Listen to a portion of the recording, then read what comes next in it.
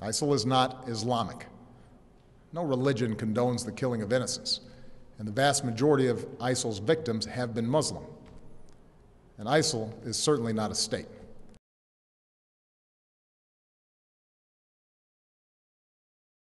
Dear Mr. President, with all due respect, sir, I must tell you that you are wrong about ISIL. You said ISIL speaks for no religion. I'm a former Muslim. My dad is an imam. I spent more than 20 years studying Islam. I hold a bachelor degree in religious studies, and I'm in the middle of my master's degree in terrorism studies. I can tell you with confidence that ISIL speaks for Islam. Allow me to correct you, Mr. President. ISIL is a Muslim organization. Its name stands for Islamic State. So even the name suggests that it is an Islamic movement. Their leader, Abu Bakr al-Baghdadi, holds a PhD in Islamic studies. I doubt you know Islam better than he does. He was a preacher and a religious leader in one of the local mosques in Baghdad.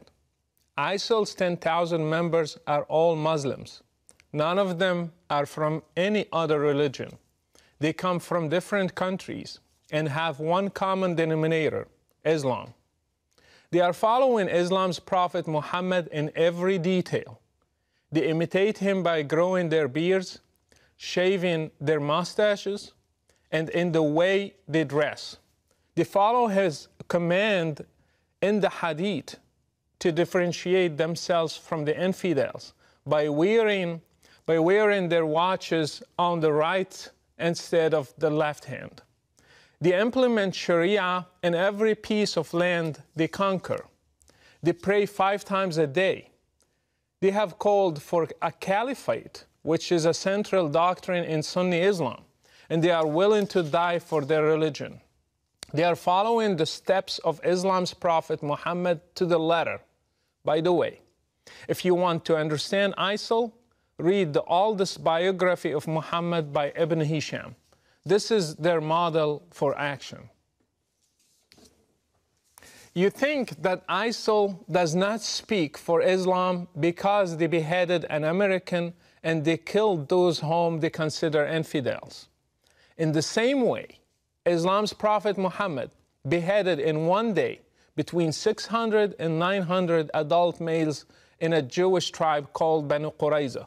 In fact, beheading is commanded in the Quran in Surah 47, the 4th verse. It says, when you meet the unbelievers in fight, smite at their necks.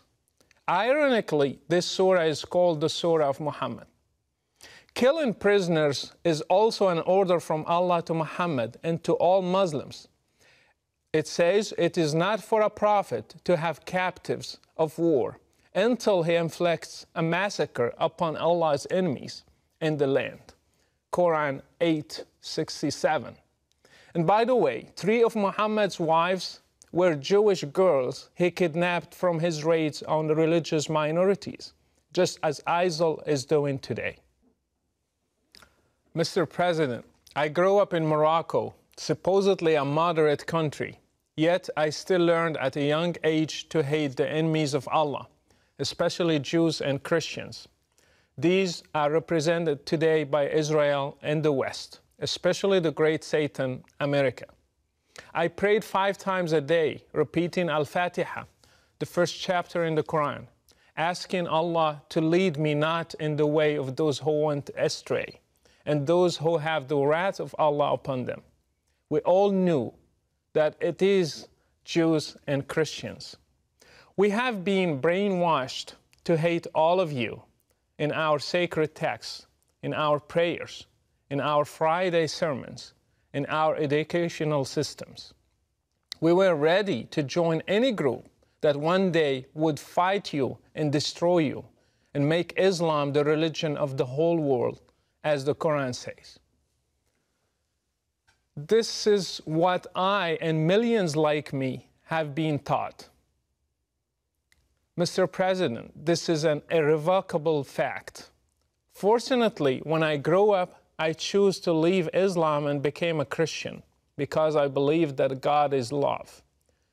Others also left, and still every day they are leaving Islam and choosing different paths for their lives. All of them are suffering today because, again, Islam's Prophet Muhammad said, whoever changes his religion, kill him. I left Morocco under persecution. I was fortunate. Others throughout the Muslim world do not have the same opportunity. They are paying a heavy price in different ways in order to get their freedom one day. I ask you, Mr. President, to stop being politically correct, to call things by their names. ISIL, Al-Qaeda, Boko Haram, Al-Shabaab in Somalia, the Taliban, and their sister brand names are all made in Islam. Unless the Muslim world deals with Islam and separates religion from state, we will never end this cycle. Until you deal with the root of the problem, you will be just dealing with the symptoms. ISIL is just one symptom. If it disappears, other ISILs will be born under different names. You might ask, then why does ISIL kill other Muslims?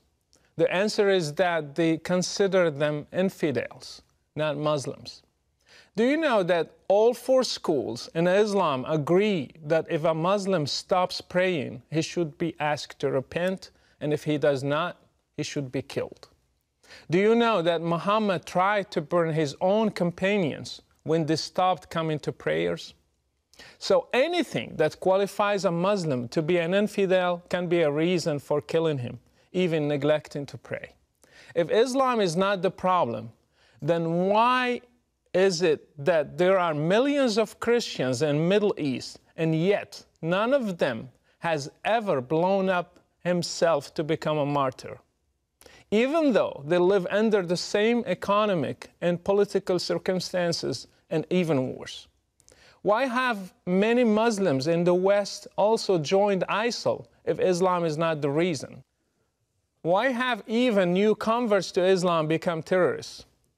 Mr. President, if you really want to fight terrorism, then fight it at the root. How many Saudi sheikhs are preaching hatred? How many Islamic channels are indoctrinating people and teaching them violence from the Quran and the Hadith? How many Friday sermons are made against the West, freedom and democracy? How many Islamic schools are producing generations of teachers and students who believe in jihad and martyrdom and fighting the infidels?